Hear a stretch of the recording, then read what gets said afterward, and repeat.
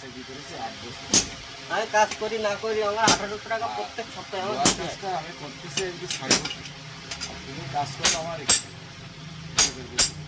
এত অঙ্ক একেবারে কাঁচা ছিল না আমার। হয়তো সে অঙ্ক ফেল করি পাস করি একটাই যাই আমরা পাইছি কি পাইনি। কিন্তু আমি সে অঙ্কে যে একেবারে এইটাই বলে দুই এক সময় সমিতির স্যার ফোন করি, এই তোমার টাকা দাওনি কা? আমি বলি আমার টাকা তো আমি বাড়ি ঠিকই দিচ্ছি, বাড়িতে না দিলে কি করবে? স্বজন দেবে সব আমাদের ফোন দিচ্ছে। আমি 1 লাখ টাকা কিস্তি বলতো চালানোর মতো ক্ষমতা রাখে না।